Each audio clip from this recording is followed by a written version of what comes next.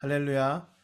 세계를 품은 과달라라 교회 수요 교리 강의에 오신 여러분들을 주님의 이름으로 환영하고 축복합니다. 오늘 5월 10일인데요. 저희가 5월 3일 지난주 말씀을 또 다시 들고 나왔습니다. 지난주에 녹화를 다 했는데 또 오디오가 안 들어가고 또 뭐 도중에 또 이렇게 에러가 생기고 지금 계속 이게 충돌이 생겨가지고 요즘 좀 이것 때문에 좀 스트레스를 받게 되는데 아무튼 그래서 오늘 다시 한 번 더 이렇게 진행을 하고 있습니다.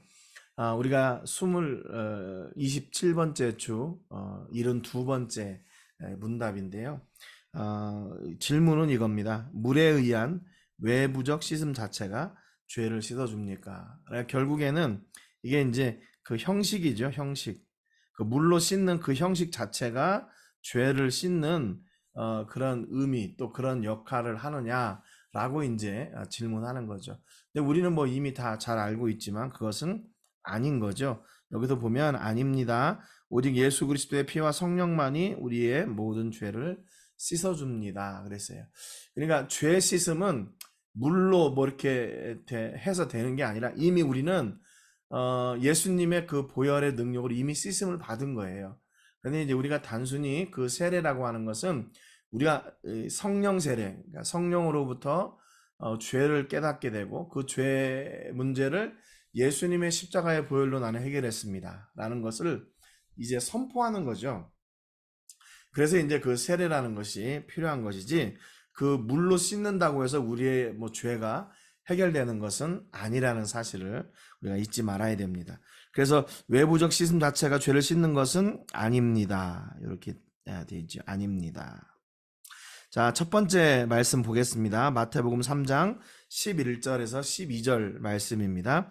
나는 너희로 회개하게 하기 위하여 물로 세례를 베풀거니와 내 뒤에 오시는 이는 나보다 능력이 많으시니 나는 그의 신을 들기도 감당하지 못하겠노라.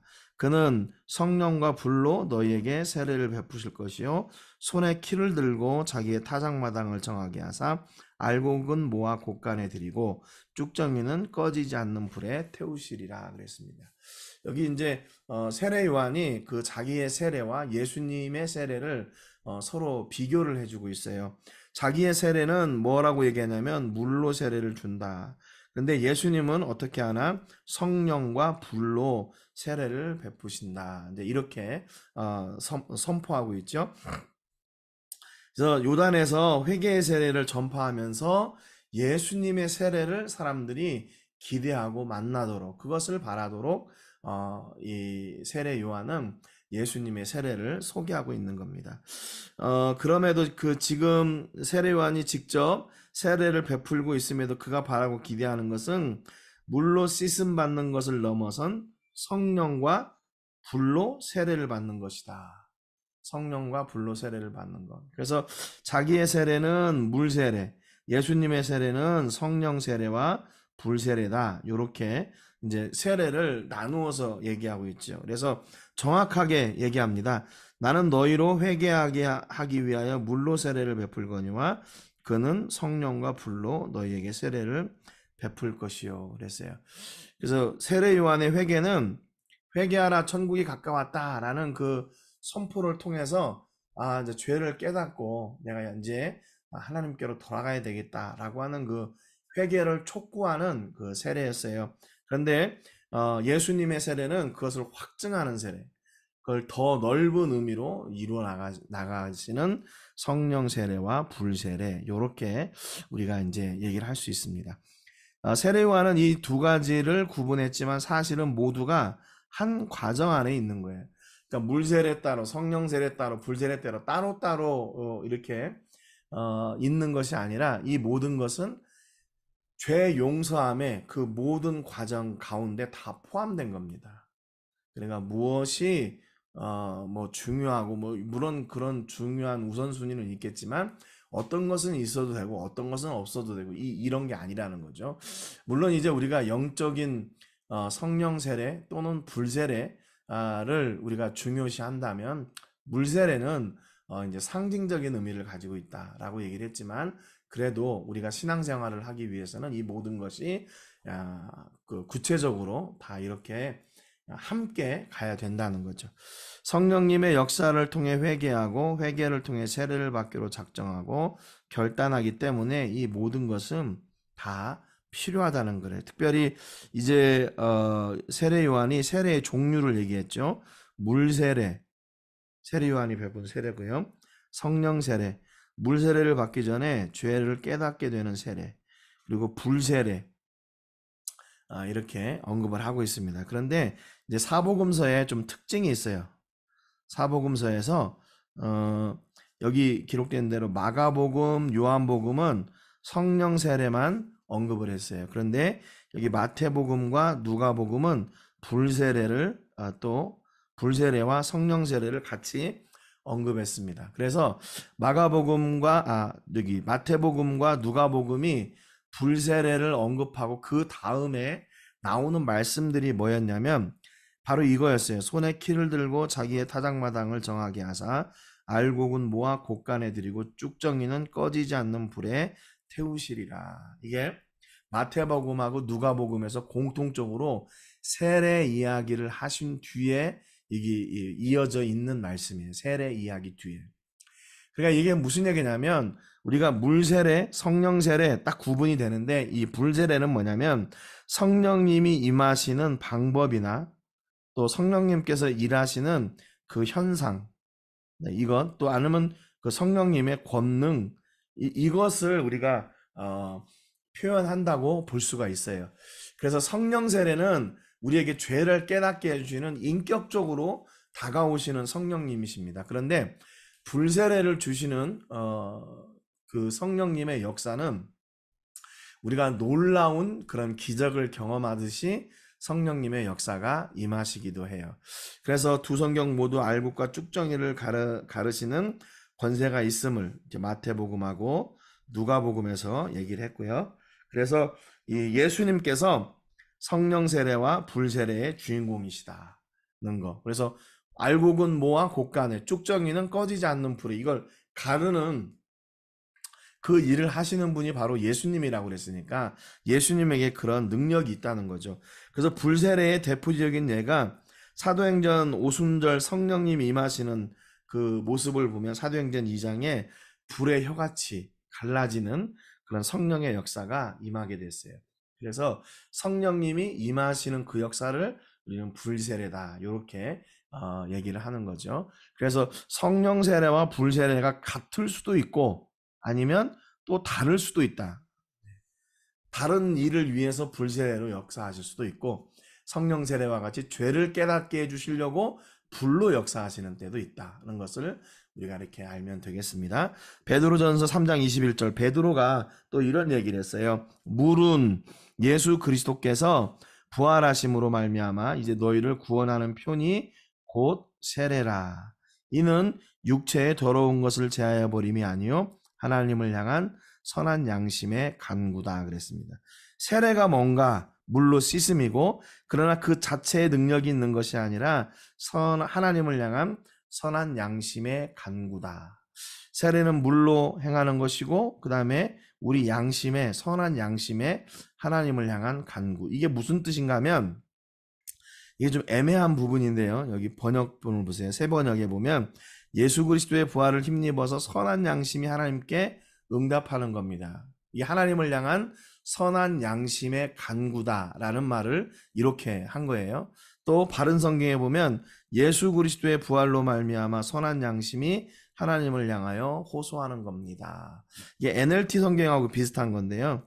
Response to God from a clean conscience. 그러니까 우리의 깨끗한 양심이 하나님을 향해 반응하는 거라고 이렇게 얘기를 하고 있어요. 그러니까 우리가 세례는 뭔가? 세례는 죄 용서함 받은 거에 대한 감사로 예수님 앞에 또 하나님 앞에 반응해 나가는 것. 그것이 바로 세례라고 하는 겁니다. 세례는 그렇기 때문에 성령의 역사로 우리가 반응해서 나가는 거예요. 성령의 역사로.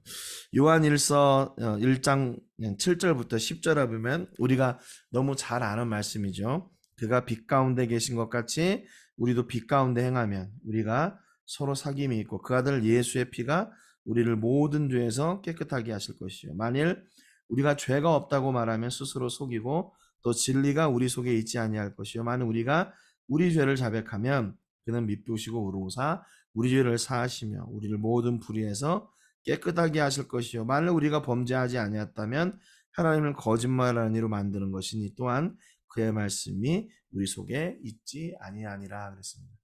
여러분 우리가 인생을 살면서요 수많은 장벽 또는 어려움 또 굴곡 또는 뭐 이렇게 우리를 저지하는 그런 방어선들, 우리 넘어지게 하는 것들이 있는데 그 중에 대표적인 게 뭐냐면 바로 죄예요. 죄. 그 죄의식, 그다음에 불안, 공포 뭐 이런 거죠.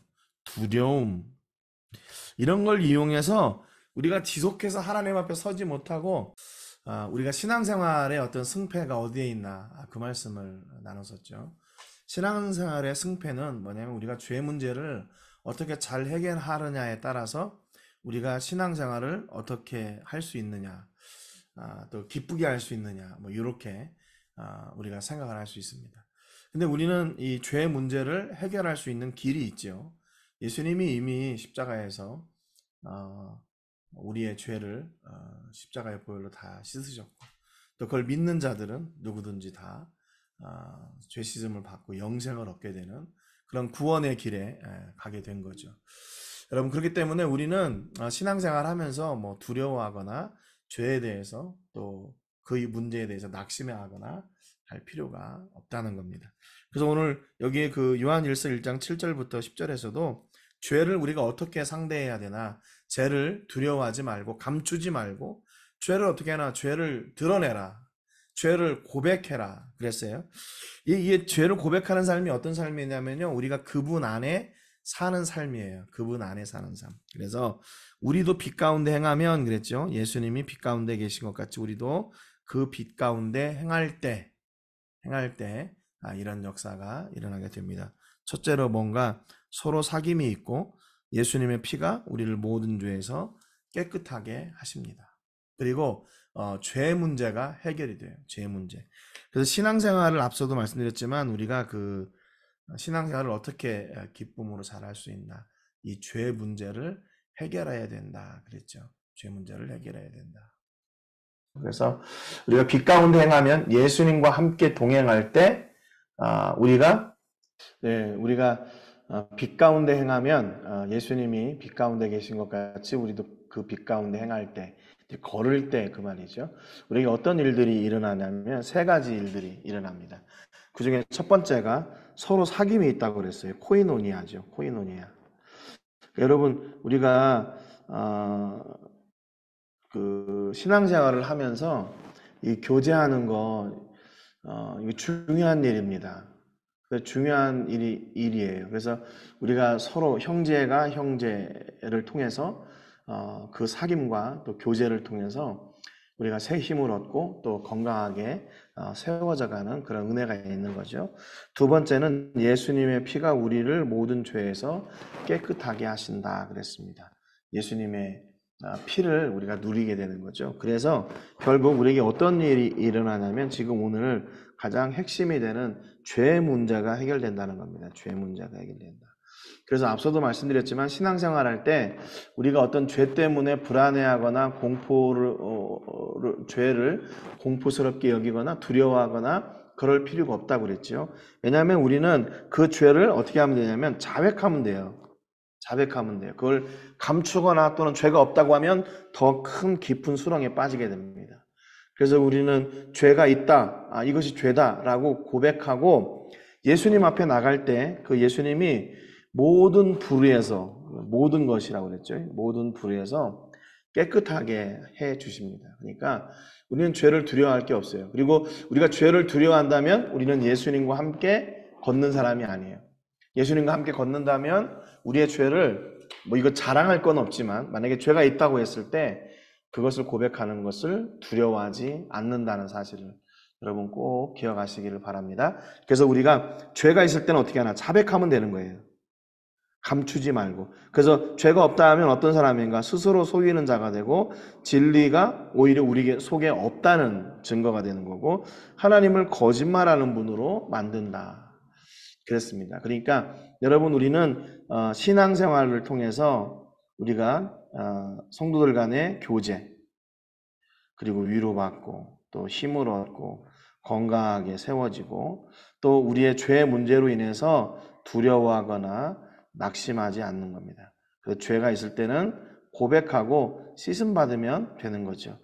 그래서 죄를 가리거나 감추지 말고 죄를 드러내고 고백하고 자백하면 되는 겁니다. 죄가 있을 때. 그래서 우리에게는 죄 용서받는 방법, 길이 있기 때문에 그런 거죠.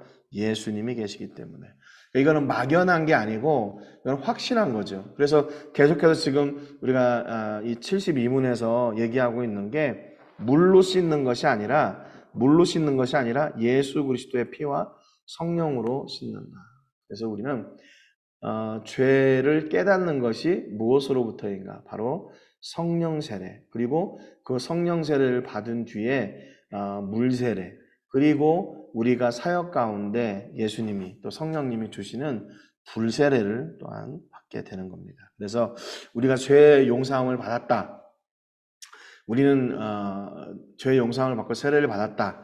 그러면 우리도 이제 빛 가운데 행하는 사람들입니다. 그래서 우리가 이렇게 함께 교제하고 또 함께 이 어려움을 이겨내는 그런 멋진 우리 성도님들 되시기를 주님의 이름으로 축복합니다.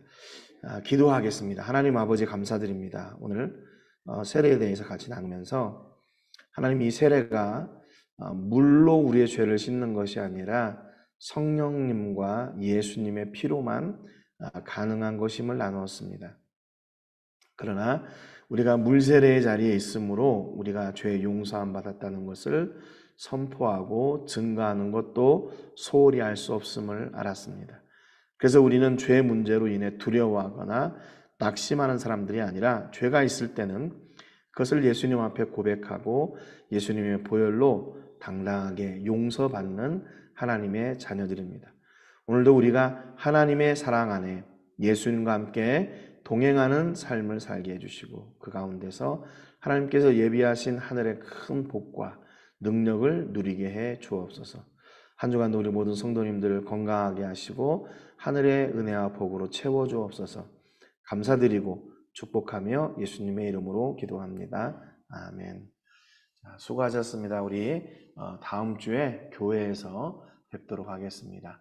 사랑하고 축복합니다. 할렐루야.